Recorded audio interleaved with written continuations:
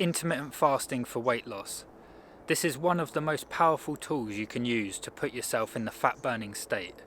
So when you're trying to lose weight, you've got to remember you have many tools in your arsenal, and the more of these you learn and implement, the easier it gets. So it seems very hard in the beginning because you think, oh, I've just got to change what I'm eating, I need to eat healthier.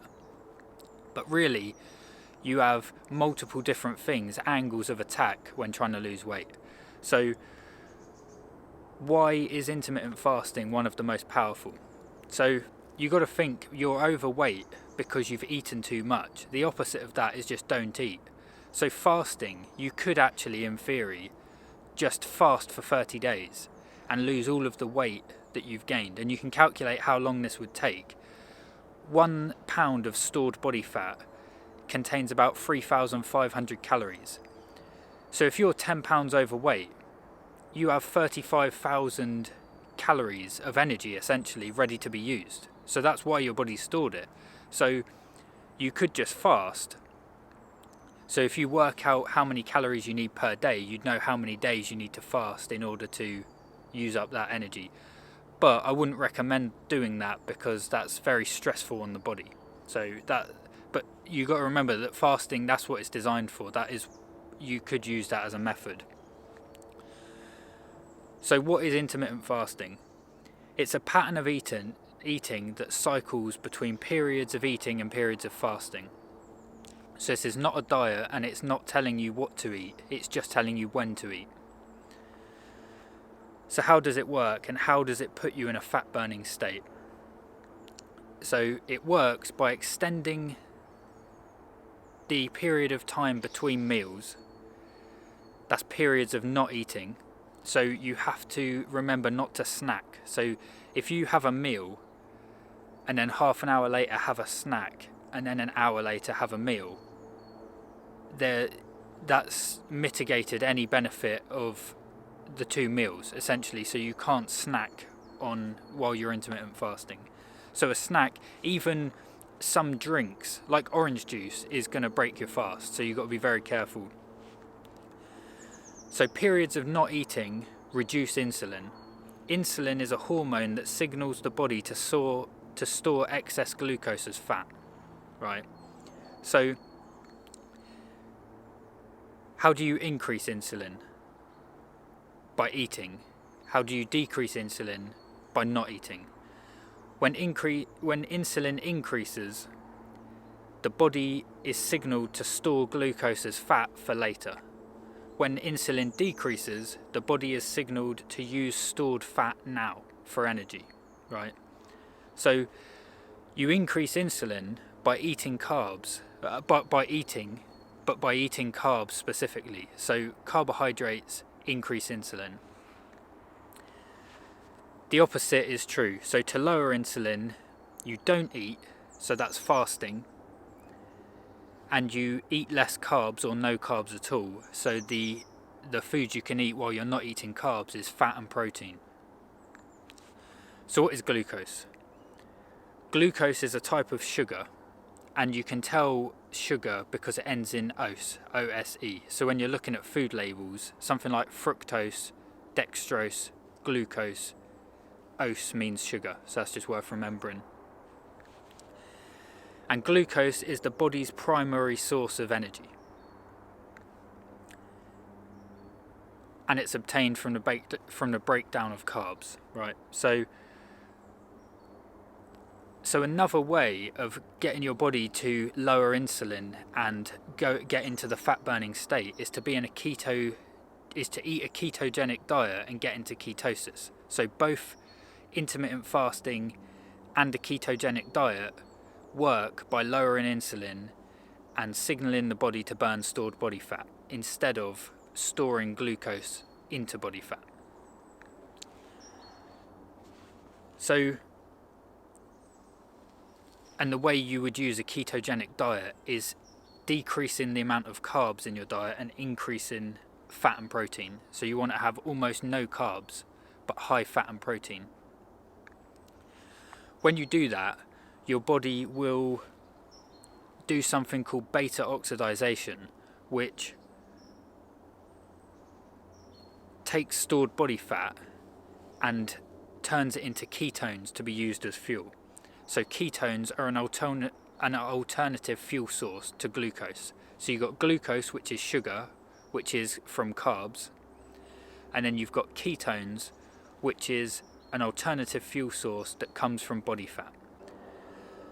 So your diet and whether or not you're fasting is going to be what determines if your body is burning ketones, that's stored body fat, or glucose, that's sugar from carbs. So so I think I've explained that. So diet and fasting, that's the two factors. Diet and fasting will equal either ketosis or glucose for fuel. So how do you do it? How do you intermittent fast? You set your eating window, and you want to do this to the easiest time. So you don't have to make this hard for yourself. You pick a window that's easier. So you already intermittent fast, because when you sleep, you're fasting for 8 hours anyway. So that all the time you're asleep, that's a fasting window. But you want to make sure you're picking the window that you're eating in that makes it easiest for you. So you don't want, like, say you're always tempted by food because you're around your family, eat a certain food at 6 p.m. Don't stop your fasting window at 5 p.m. and then every single day you're tempted by that meal that they all have. You might as well say there's no temptation in the morning around breakfast time, but there is in the evening. Start your fast later, but include within that window that tempting meal. You don't want to make it hard for yourself. So you need to choose two things with intermittent fasting. One is only eat meals and don't eat snacks in between meals, and there should be 2 hours between meals. That allows insulin to drop, and you choose your eating window. So there's a few options, and I would recommend doing this in stages. Stage 1 is a 12-12 configuration, so that's 12 hours of fasting and 12-hour eating window. So if you have your first meal at 8 a.m. and your last meal at 8 p.m. and have meals during that time, 3 or 4 meals, no snacks, and then 8 p.m. till 8 a.m. the next day is your fasting window. So that's 12-hour eating, 12-hour fasting. That's step 1, and that's quite easy because that is almost easier than a normal 3 meal a day setup. You wake up, have breakfast, lunch in the middle of the day, dinner is your last meal, and then you don't eat until breakfast the next day. So that, you might already be doing this. You're already intermittent fasting potentially. The next step, I would do a 16-8. So 16 hours of fasting, 8 hours of eating. So you eat your first meal and you have an eating window of 8 hours, and you have meals in between, and again 3 or 4 meals. And you can just stick with that. That could be as far as you go. Just do that consistently as a habit. That is going to get you, because 16 hours is long enough for you for insulin to drop, and you will elicit a fat burning response just by doing that. So that, as a healthy habit that you can sustain for the rest of your life, a 16-8 intermittent fasting window is perfect. Then there's an optional one step further. This is currently what I do, and after a long time of the 16-8, I just naturally went to this, and it's just easier for me. I do 18-6, so 18 hours of fasting and 6 hours of eating. And the way it looks for me is, my first meal is at 9 a.m, my next meal is at 12 midday, and then my last meal is at 3 p.m. So that's a 3-hour eating window, and I don't eat in between those meals. It's just 3 meals a day. And then the final one, which I probably wouldn't recommend, but some people do really benefit from this, is an OMAD, 1 meal a day. So that would be a 24-hour fasting window, because you're having one meal. Say your meal is at 3 p.m. and then your meal the next day is at 3 p.m. the next day. So that's 24 hours of fasting, and a meal takes probably half an hour to eat. So that's an eating window of half an hour, and essentially 24 hours of fasting. Now that is very beneficial, but if you've got a busy life and a lot of stress, then that's just going to increase stress even more, the stress of not eating. So for me, I find 9 a.m, 12 o'clock noon, 3 p.m, sleep reduces stress anyway. So just as I'm sort of feeling the stress of the day, I'm going to bed, and then I wake up refreshed, and from when I wake up until 9 a.m. is not a problem. So in the beginning, stress will be an issue because you're overeating as a stress management tool, but the more you do this, you'll adapt to the stress of not eating. So again, during your eating window, you can eat what you want. This isn't changing your diet at all. This is just when you eat. So this is one tool to get you from overeating and eating the wrong foods and eating at the wrong time. So eating just before bed is probably not a good idea. So you want to stop your eating window at least 4 hours before bed.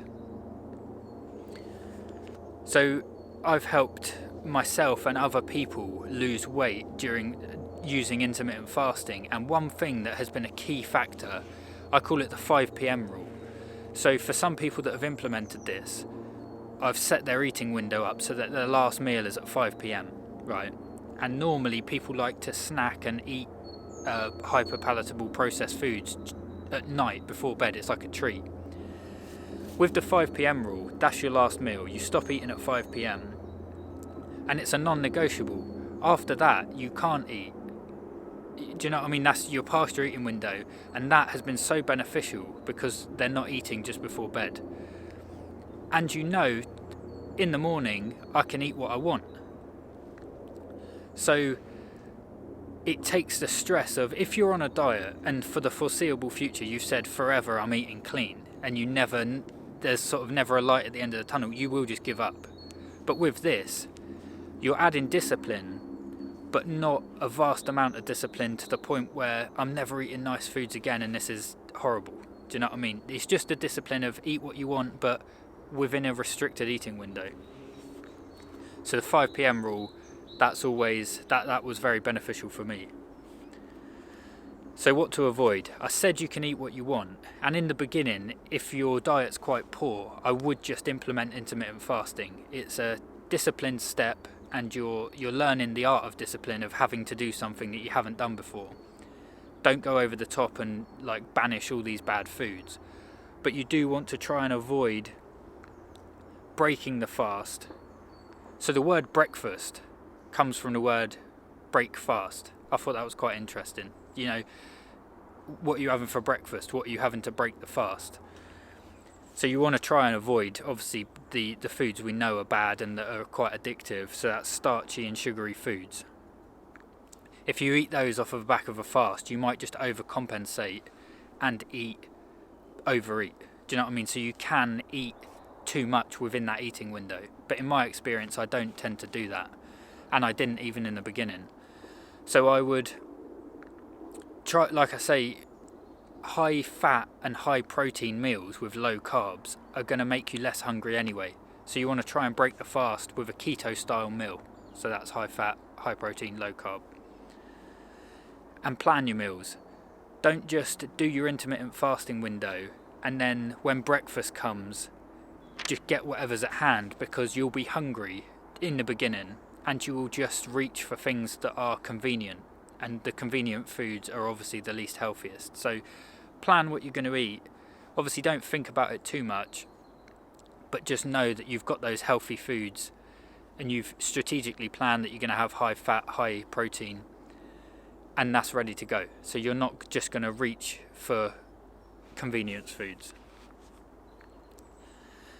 And then the final point is, if fasting increases stress,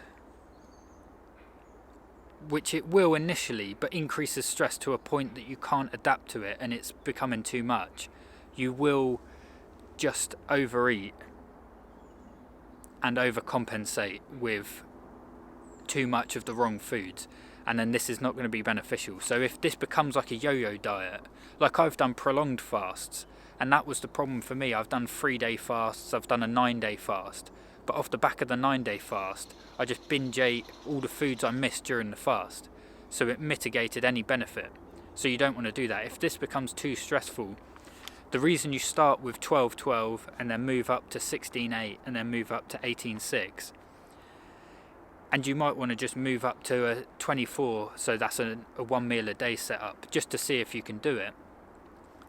If you progress like that, the stress increases slowly and you will be able to do it. So, but you don't want to just go in for a 3-day fast. Like 72-hour fasts are where autophagy happens, and a lot of people want to experience that. I wouldn't recommend it. Start easy and work your way up.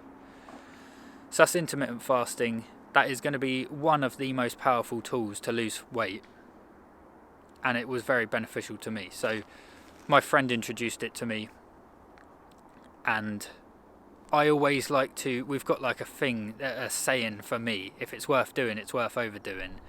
And I just went ham. I did 3-day fasts, and it's unnecessary and it's pointless. You're going to do a prolonged fast, overcompensate, increase stress, and eat all the more. So just do this. He's more moderation. He'll do something that's good and do it forever. And this is what I would recommend. Don't be tempted with a long fast. Start off slow, implement it, and you're doing this for the rest of your life. This is a lifestyle choice. You consistently did the thing that made you overweight, and now you're going to consistently do the thing that helps you manage your weight correctly. So I hope that helps, and yeah, we'll talk about other tools for weight loss in the future. Have a good day. See you in the next one.